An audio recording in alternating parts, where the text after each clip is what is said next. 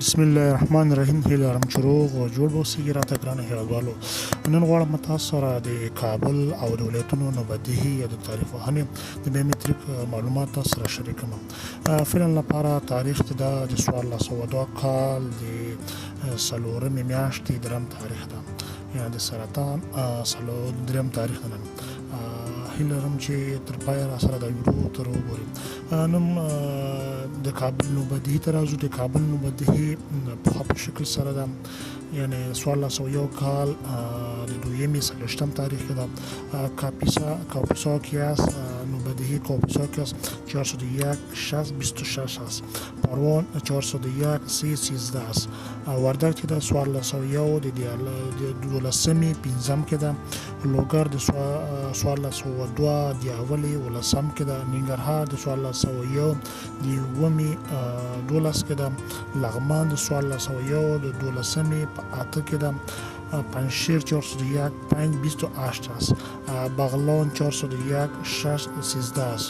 بامیان 401-12-8 است.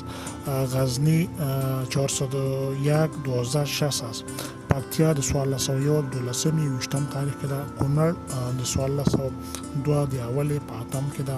نورستان چې ده د 1402 کال د 3مې په 2م کې ده. بدخشان چې ده 402-121 است. تخار 402-120 است. کندوز 402-113 است. سمنگان 401-12-14 است. سرپل 401-12-19 است. به همین ترتیب ولایت‌های دیگه هم هستند که نوبدیهیشان مشخص شده. تاریخ امروزی غور 402-124 است. دایکنډي 401-620 است.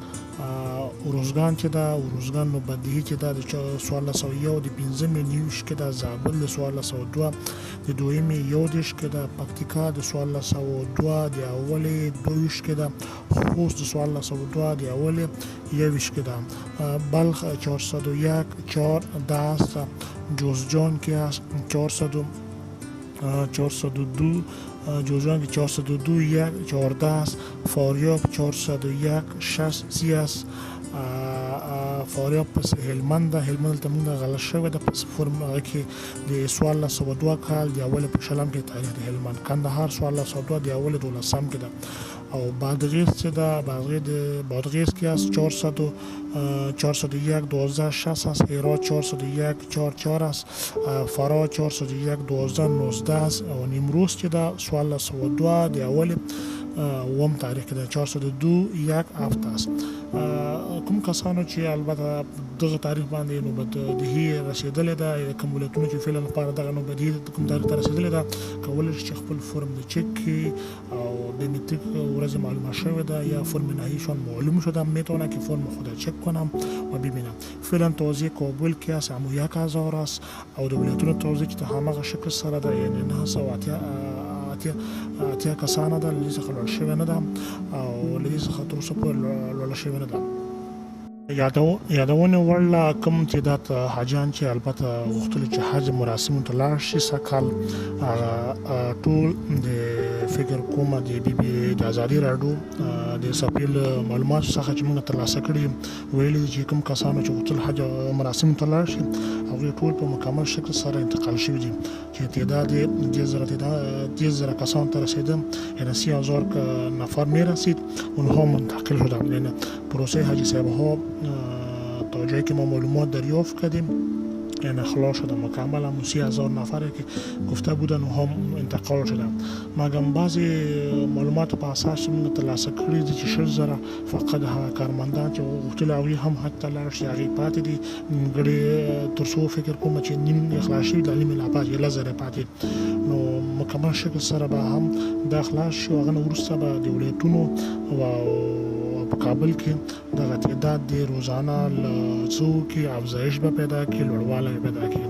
بعد از این احتمال زیاد این است که در ولایت ها و در کابل افزایش پیدا کنه و به روزانه که فعلا که روزانه 30 نفر به متر میشن، از این بعد احتمال زیاد می باشد که از 100 گرفته تا 1.5 حتی تا 300 نفر چیز میکنه در روزانه به متر کنه و از در کابل باز از 1000 گرفته تا پایین 6 الی 2000 نفر به متر کنه.